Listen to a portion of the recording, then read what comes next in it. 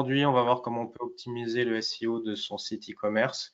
Donc, je vais vous proposer comment on fait un audit technique de son site, ensuite comment bien structurer son site internet pour coller à l'algorithme de Google. On va parler de Google en général, hein. Il y a beaucoup d'autres moteurs de recherche. En France, selon les statistiques, on est entre 92 et 95% de recherches qui sont faites via Google. Donc, l'idée, c'est de se positionner pour fonctionner sur Google. Ensuite, on va voir les mots-clés qui vont être pertinents pour votre activité, comment est-ce qu'on peut les chercher, comment on peut les trouver, et ensuite comment on va travailler son contenu pour émerger justement sur ces différents mots-clés. Et par la suite, on va voir comment l'expérience utilisateur doit être au cœur de votre stratégie, avec notamment la e-réputation et la gestion des avis clients avec Trusted Shop notamment. Donc voilà, donc un petit rappel. En SEO, on parle toujours de trois piliers fondamentaux qui sont la technique, le contenu et la gestion de le netlinking ou la gestion des backlinks. Vous allez voir que je vais aborder un petit peu différemment ma stratégie. Il y a un pilier qui va un petit peu changer parce que ça va être plus à propos avec ce qu'on va voir aujourd'hui. Mais je commence par attaquer la partie technique. Donc l'idée, ça va être de vous donner quelques astuces pour travailler en fait l'audit technique de votre site, parce que avant de vouloir commencer à créer du contenu, à vouloir améliorer l'expérience utilisateur, l'expérience client, il faut être certain que techniquement votre site va être optimisé pour les moteurs de recherche. Et grâce à de nombreux outils, on va pouvoir faire cette analyse. Alors, il y a différents outils, il y a plein d'outils même qui sont présents sur le marché. Je vais vous en présenter certains et votre choix en fait va s'orienter parce qu'on a des outils qui sont plus ou moins complets. Nous, chez Optimize, on travaille avec SEMrush parce qu'on le travaille aussi au quotidien, pour moi me semble le plus complet et le plus accessible d'un autre côté parce qu'il va vraiment permettre d'avoir des métriques qui sont vraiment pertinentes et qui vont nous aider à vraiment pouvoir aller au bout de l'analyse technique et puis de l'analyse sémantique et de contenu par la suite. Mais voilà, mais sachez qu'il existe plein de logiciels. Voilà, il y en a qui sont plus ou moins intuitifs. Je vous dis, moi j'aime bien SEMrush parce que on s'y retrouve assez facilement. Vous en avez qui sont assez poussés, mais là qui sont vraiment plus pour des geeks entre guillemets, vraiment des techos. Là, je vous présente c'est Screaming Frog qui est très bien parce que là on va aller pousser encore plus loin dans le code et dans la profondeur un petit peu du site.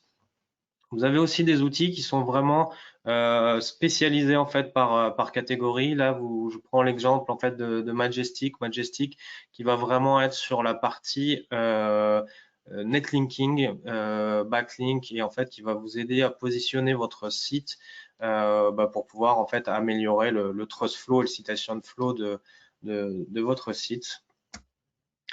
On a aussi, et ça va être un facteur hyper important, des outils qui sont plus ou moins chers, et ça en fonction de la taille de votre site e-commerce et surtout du volume d'affaires que vous faites et du chiffre d'affaires que vous allez générer. Voilà, on a des outils qui peuvent être très peu chers, voire même gratuits, et d'autres qui vont chercher dans plusieurs milliers d'euros quand on commence à avoir des choses assez poussées. Donc, il faut que ça oriente aussi votre choix par rapport à tout ça. Donc là, je vous redonne un autre exemple pour pas qu'on pense que je n'ai que SEMrush en tête. C'est href.com qui est un des concurrents et qui fait très très bien le job. Mais sinon, parce qu'on aime toujours ce qui est gratuit, sachez que beaucoup de logiciels proposent une version gratuite où vous pouvez tester. Des fois, vous pouvez tester pour un nom de domaine ou une URL particulière ou ainsi de suite. Donc là, profitez-en en fait, passez par cette version gratuite pour la tester. Puis après, forcément, il y a des options payantes qui peuvent se rajouter, mais la plupart du temps, vous pouvez déjà avoir une bonne visibilité de la santé, on va dire, de votre site avec des outils, avec des versions gratuites ou des outils gratuits. Et sinon, Google en fait propose un outil qui est assez bien fait qui s'appelle Lighthouse, qui est un petit plugin que vous pouvez mettre dans Google Chrome et qui va vous permettre en fait d'aller analyser votre site. Donc là, pour l'exemple, je suis allé analyser le site de Trusted Shop et on voit qu'ils bossent très bien leur SEO. Ils peuvent progresser un petit peu sur la partie SEO. Il y a 8% à aller chercher, mais vous voyez qu'on a voilà cette possibilité-là d'aller étudier un petit peu les différents facteurs et toute la technique de votre site. Alors attention, on peut très vite rentrer dans de la stat pour la stat et puis perdre un temps complètement fou à vouloir faire une analyse ultra poussée. Et derrière, on va pas forcément avoir d'action derrière. Donc, ce qui est important, c'est toujours se dire, voilà, j'ai tel ou tel KPI, telle métrique qui est en face de moi, qu'est-ce que je vais en faire et comment je vais pouvoir l'améliorer. Et surtout, voir les points clés qui sont à vérifier. Donc, moi, je vous ai fait une petite liste qui vont être vraiment les points qu'il va falloir aller checker en priorité par rapport à l'analyse technique de votre site, parce que c'est ceux qui vont être vraiment les plus pénalisants s'ils sont pas travaillés. Donc les points clés à vérifier. Donc là, c'est même plus, avant on se posait la question de savoir s'il fallait que notre site puisse être adapté au mobile, enfin tablette c'est un peu plus anecdotique, mais mobile ou uniquement sur desktop. Donc là, ne vous trompez plus, hein, le site, il faut qu'il soit vraiment adapté à tous les supports et qu'il soit vraiment responsive. La deuxième partie, il vous faut un site sécurisé, surtout que sur les sites e-commerce, vous avez des données qui sont sensibles. Les gens vont rentrer leur carte bleue, vont faire des achats, vont rentrer leurs coordonnées. Donc là, c'est indispensable parce que si vous avez un site qui est non sécurisé, n'espérez même plus être dans la première page de Google, tout simplement, quoi. Ce qu'on rencontre également très souvent et trop souvent, je vais refaire un petit focus derrière, ce sont les pages en erreur 404. Et donc ces pages en erreur 404 qui, de fait, derrière, vont découler sur des liens internes qui sont rompus. C'est-à-dire que la page 404 est une page qui est inaccessible. Si vous avez un lien d'une autre page qui va pointer sur cette page-là, c'est ce qu'on appelle le fameux lien interne qui est rompu. Ça, il n'y a rien de pire pour Google. Une fois que vous avez vu que vous n'avez pas ces erreurs majeures-là, pensez bien à avoir un sitemap qui est structuré et bien fait, et surtout pensez bien à l'envoyer dans la Search Console de Google, qui est un outil indispensable, hein, pour la gestion de son SEO et qui va vous donner en plus plein de données qui sont lues par les bots de Google. Donc c'est intéressant d'avoir ces statistiques-là. Ensuite, vérifiez bien le balisage de votre site. Ça, je vais y revenir tout à l'heure, mais c'est ultra important. Un site qui est bien lu par les robots de Google va forcément être mieux indexé et mieux classé dedans. Et surtout, quand on est dans cette logique de penser mobile first, donc site adapté pour le mobile, donc il faut penser à la vitesse de chargement. Quand vous êtes chez vous sur l'ordinateur, de plus en plus, vous avez la fibre ou alors vous avez une connexion qui va être bonne, vous allez être en Wi-Fi. Donc, même si la page est un petit peu lente, elle va commencer à charger. N'oubliez pas que si vous êtes sur votre téléphone mobile et que vous n'avez pas forcément trop de réseau, eh ben, une page ultra rapide, elle va avoir beaucoup plus de chances de convertir et puis de vous amener du trafic et au-delà du trafic, des conversions. Alors, je vais faire un petit focus en fait sur les erreurs 404. Et les erreurs 404, souvent, elles se produisent parce que quand vous êtes sur un site e-commerce, vous avez donc des produits qui vont être en stock et qui ne le sont plus, des produits que vous avez vendus, des collections que vous ne faites plus. Prêtez vraiment une attention toute particulière à ces fiches produits que vous allez supprimer, aux fiches produits que vous allez modifier, que vous allez changer si vous passez d'une collection à une autre, que vous allez faire une petite modif dans l'URL de votre fiche produit. Attention, c'est comme ça qu'on se retrouve avec des erreurs 404. Donc pensez bien à être attentif à ça. Vous avez plein d'outils, hein, ceux que j'ai cités auparavant, qui peuvent vous lister toutes les erreurs 404 et pensez bien à faire des redirections par rapport à ces erreurs 404 là. Et donc pour conclure sur cette partie purement technique d'analyse des sites, je finirai là-dessus. C'est sans data la puissance n'est rien, c'est-à-dire il vous faut de la donnée, il faut que vous analysiez cette donnée et que vous vous en serviez vraiment pour pouvoir en fait établir votre stratégie derrière. C'est vrai que c'est pas forcément la partie la plus fun, on va dire, du SEO, mais c'est ultra important d'avoir un site qui est techniquement optimisé, parce que sans ça, vous aurez beau produire tout le contenu que vous voulez, vous aurez beau amener le jus que vous souhaitez avec des backlinks, et ben malheureusement rien ne va se passer parce que le site ne sera pas bien lu par les moteurs de recherche et notamment Google. Alors, on va maintenant attaquer notre deuxième pilier du SEO, qui est la partie contenu, qui va être ultra importante à travailler, surtout sur un site e-commerce. Et vous avez cette chance-là, c'est qu'en fait, sur les sites e-commerce, il y a encore beaucoup de sites e-commerce qui négligent vraiment cette partie contenu. Donc, si vous commencez à travailler ça, il y a de fortes chances que vous puissiez aller gagner des positions et émerger plus facilement que vos concurrents. Alors, donc, quand on parle de contenu, il faut un contenu qui est adapté et un contenu qui est hiérarchisé. Donc, avant de travailler le contenu sur le site et de savoir ce que vous allez produire comme contenu, eh bien, il faut vraiment connaître les mots-clés qui sont stratégiques pour votre activité et pour la cible que vous allez chercher. Donc, moi, ce que j'aime à dire souvent à mes clients, c'est posez-vous la question de comment l'internaute va me trouver, comment l'internaute va me chercher. Et après, on a des outils pour analyser tout ça et je vais vous présenter comment est-ce qu'on va pouvoir aller trouver les mots-clés les plus impactants dans votre activité. Donc voilà, ce qui est important, c'est de faire vraiment un audit sur la visibilité qu'on va vouloir acquérir et comment est-ce qu'on va vouloir se positionner sur certains mots-clés. Si sur la base de votre stratégie, vous ne vous fixez pas des mots-clés qui vont être principaux et après on va découler tout le cocon sémantique qui va aller autour, on n'a aucune chance en fait d'avoir une stratégie qui va être complète et efficace. Donc par exemple, on va prendre le cas de la chaussure et de la chaussure femme. Vous voyez que si vous voulez positionner votre site sur cette requête-là, par exemple chaussures femmes, et chercher 135 000 fois par mois, donc c'est quand même une requête qui est assez importante et qui est souvent recherchée. Et en face, vous avez à côté, là juste c'est une petite stat qui nous est donnée qui est importante, c'est le KD, c'est le Keyword Difficulty. En fait, c'est le niveau de concurrence de votre mot-clé, le nombre de concurrents que vous avez et le nombre de concurrents de qualité que vous avez sur ce mot-clé-là. Donc après, il y a toute une stratégie à adopter en se disant, voilà, j'ai un mot-clé à fort volume de recherche, je vais essayer de me positionner dessus, mais sur ce mot-clé à fort volume de recherche, j'ai peut-être beaucoup de monde. Est-ce que je suis pas mieux à aller chercher des mots-clés un peu plus précis sur un marché un peu plus de niche, mais d'avoir des chances d'émerger dans les premières positions? Parce que, enfin, c'est un rappel que je peux vous faire, mais rapidement en passant, parce que j'ai vu que c'était un public plutôt averti qui maîtrisait déjà un petit peu le sujet. 90% des internautes ne vont plus au-delà de la première page. Donc, si vous n'êtes pas sur la première page, sur la requête la plus importante de votre site, il y a de fortes chances que vous aurez beaucoup de mal à drainer du trafic sur votre site.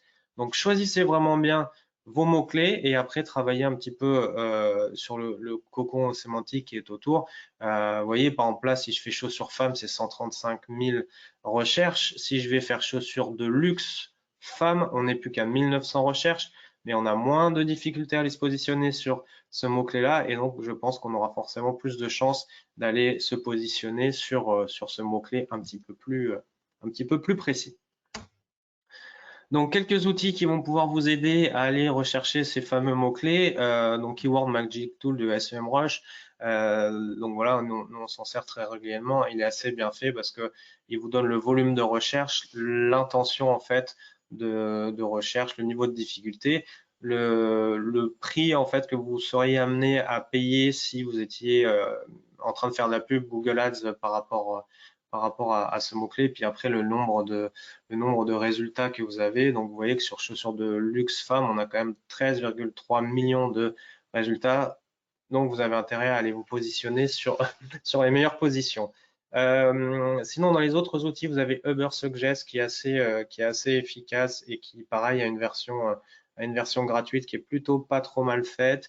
Et sinon, on utilise aussi généralement keywordtool.io qui est un outil également assez performant. C'est pas mal de faire un petit comparatif des fois entre les outils parce qu'on voit que même si 90% du temps ils sont vraiment raccords par rapport à ça, on a des fois des petites différences et des petites nuances qui vont pouvoir nous permettre d'aller chercher cette fameuse niche. Alors, ensuite, une fois que vous avez trouvé les mots-clés les plus importants, l'idée, ça va être de décliner vos mots-clés.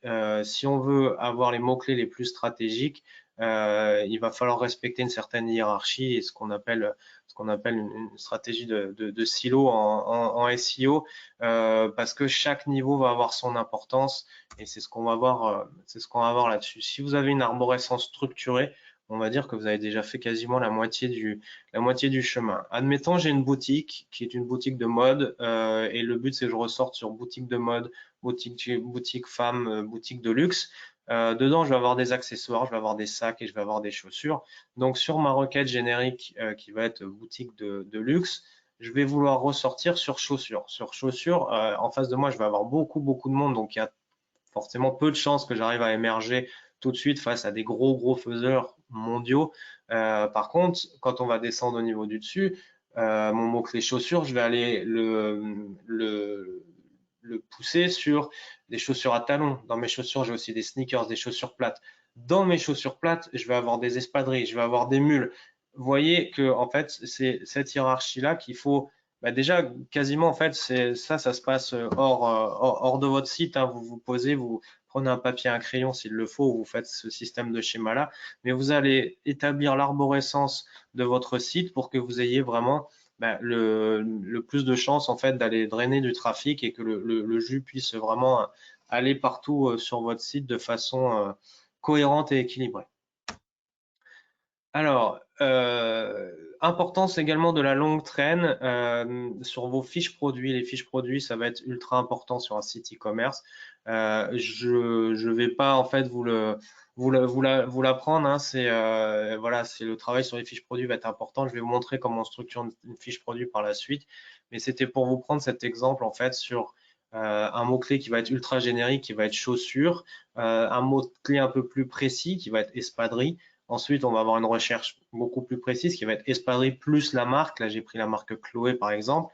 Ensuite, on va avoir les internautes qui vont avoir cette requête qui va être vraiment encore plus longue traîne, espadrille Woody de Chloé. Et après, on va avoir la requête la plus longue traîne qui va être espadrille Woody de Chloé en taille 36 et en beige. On rajoute à chaque fois des options, mais rassurez-vous, ces recherches-là, elles sont tapées. Quelqu'un qui recherche un produit spécifique, il va le rechercher.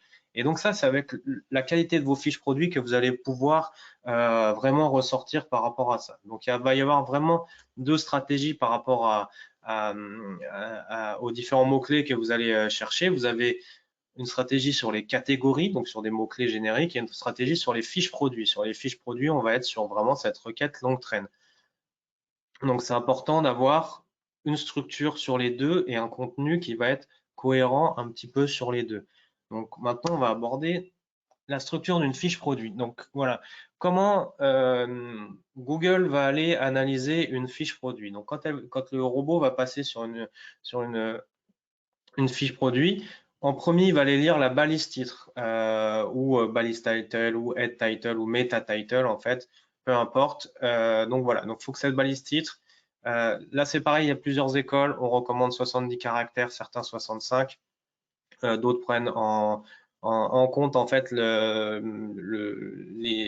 mots qui sont utilisés. Mais donc voilà, donc retenez d'avoir ça. 70 caractères maximum pour la balise titre. Et la balise titre, il faut qu'elle soit toujours structurée de la même manière. Si vous choisissez dans votre balise titre de mettre la marque de votre boutique, puis le produit, puis la référence et puis la catégorie.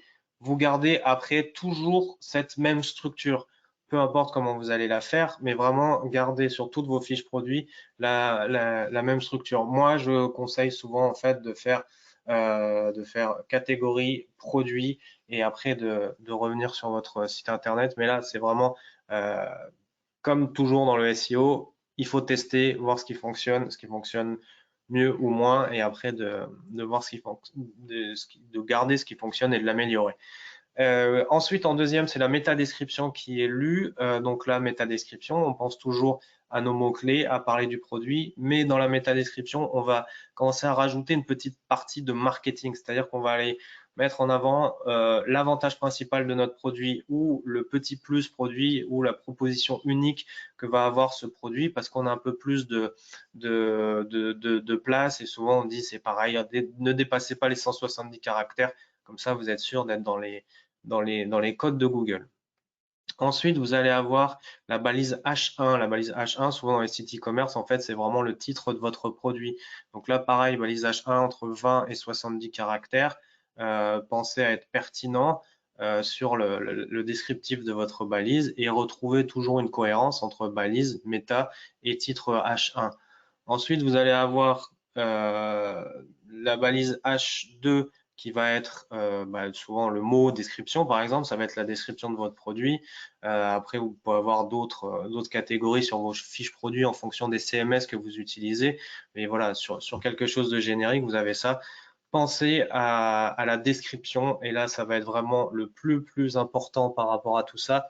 Il faut que vous ayez vraiment une description unique de vos produits et de vos fiches produits. Trop souvent, moi, je vois sur des sites e-commerce, en fait, on va avoir la même chose exactement, c'est-à-dire que vous revendez un produit, vous avez pris la fiche du fournisseur, et quand vous avez pris la fiche du fournisseur, vous la copiez et vous la collez sur votre fiche produit. Aucun intérêt, parce que dans tous les cas, si le fournisseur a un site e-commerce aussi et qu'il a mis la même description, vous allez le considérer comme du duplicate content, et en fait, votre fiche produit, elle aura aucune chance d'émerger. Donc, prenez votre plus jolie plume et mettez en avant les avantages de ce produit, ce que vous aimez sur les produits, les petits conseils du vendeur par rapport à ces produits. Il y a plein de choses à faire et plein d'idées, mais voilà, pensez vraiment à rendre vos descriptions uniques. C'est ultra important pour les fiches produits. Ensuite, les images, on pense balise alt pour Google. Pensez à bien décrire vos images en cohérence toujours avec vos mots-clés. Il faut vraiment qu'il y ait une stratégie et une cohérence entre la balise titre et jusqu'aux images finalement et au descriptif en fait de votre texte pour que vous ayez la fiche produit la plus optimisée et la plus efficace possible. Si tout est cohérent, en fait, vous avez de fortes chances que le robot vienne crawler cette page, qu'il voit que tout est logique et cohérent, et là, ça va vous faire remonter de façon intéressante. Ensuite, sur la partie catégorie, on va être du coup beaucoup plus généraliste, mais n'oubliez pas que le contenu va être là aussi hyper important. On est toujours sur la même logique, hein, une balise titre, une métadescription qui va parler vraiment de la catégorie. On va prendre par exemple ma catégorie chaussures plates, hein, balise titre chaussures plates, métadescription. Découvrez nos chaussures plates des plus grands créateurs de mode et ainsi de suite. Et dans la catégorie, prenez le temps d'aller vraiment décrire de mettre du contenu sur les chaussures plates qui vont vous donner l'occasion d'aller émerger, à quel moment on peut mettre ces chaussures plates, avec quoi on peut les associer, pourquoi les chaussures plates ont un intérêt mode, un intérêt pratique. Enfin voilà, vous avez compris un petit peu l'essence même de la structuration de votre site et de vos catégories. Et ensuite, c'est toujours hyper important de travailler son blog, des articles de blog, parce que sur les sites e-commerce, c'est trop souvent oublié. Donc, si vous le faites, vous avez de fortes chances de vous démarquer.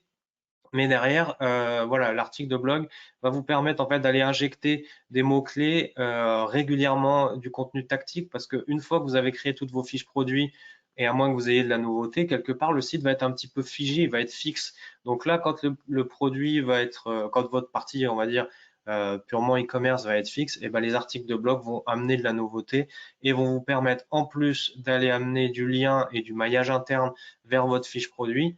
Donc voilà, pensez mots-clés dans vos articles de blog et pensez aussi contenu qui va être hyper intéressant et qui va intéresser vos internautes et leur donner des informations. Sur l'article de blog, on va les nourrir les internautes avec de l'info qui va être pertinente par rapport à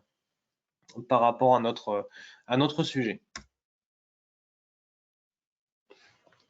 Donc, petit rappel sur l'importance de la longue traîne et sur le trafic.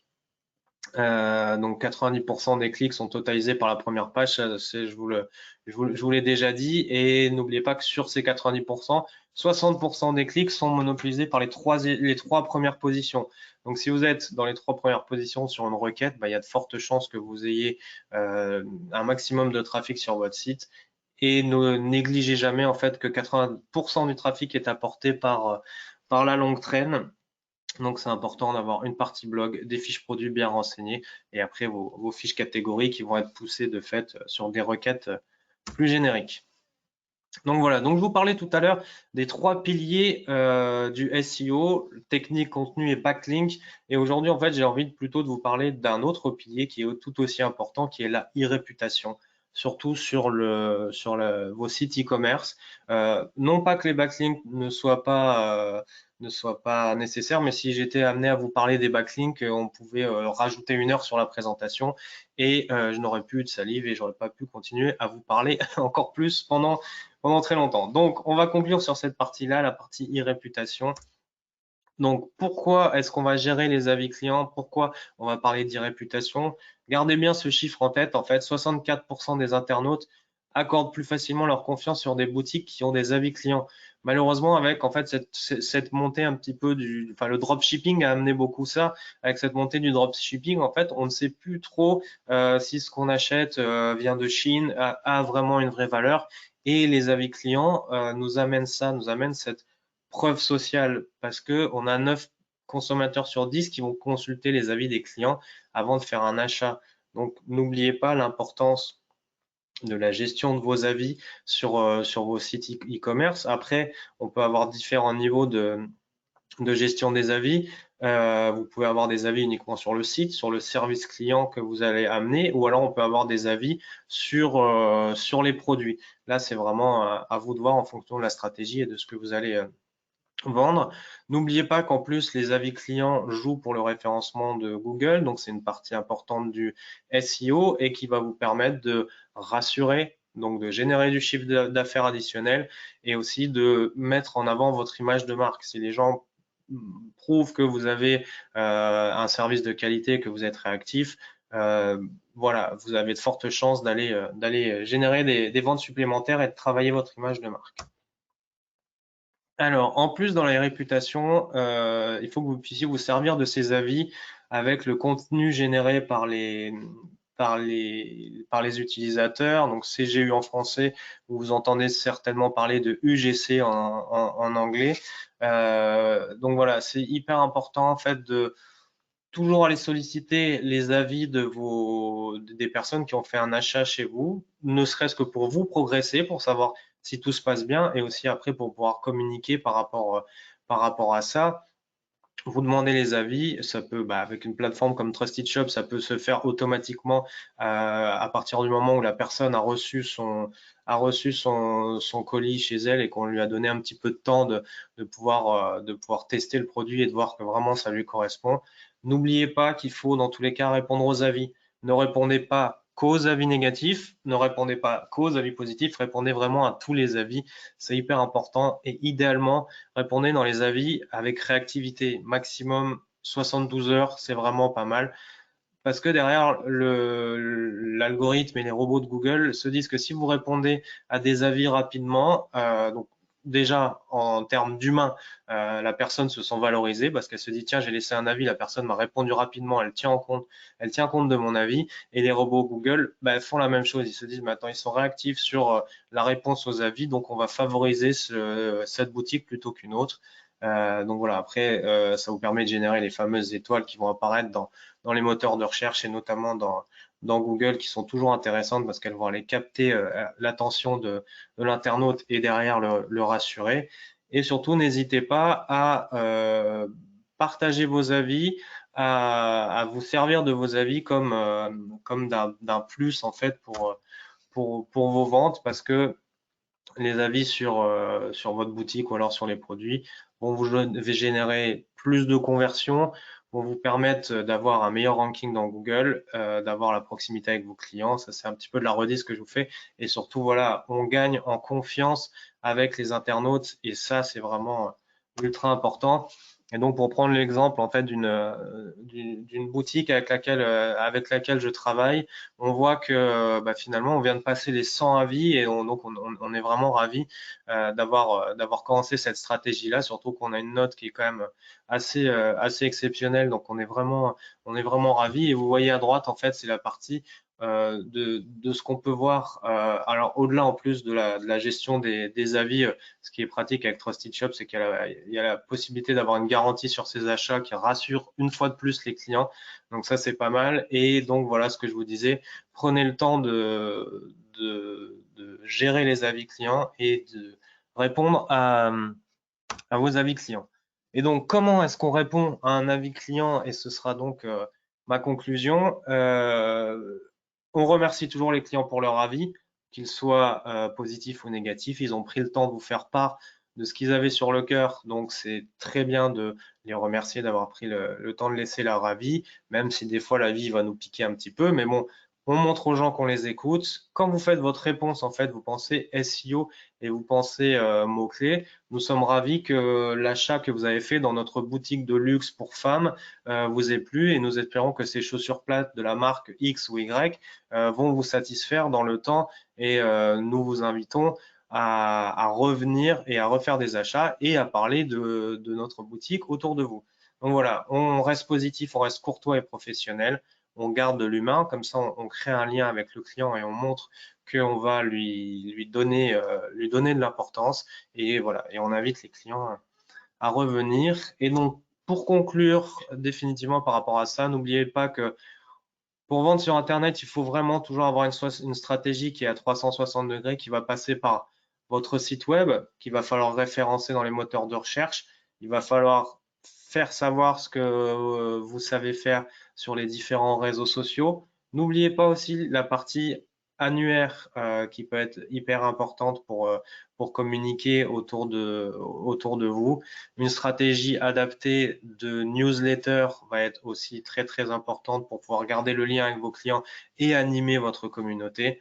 L'influence marketing également prend de plus en plus d'ampleur. On est pour, on est contre, on n'y croit pas, mais les données sont là à l'heure actuelle, ça fonctionne quand même assez bien.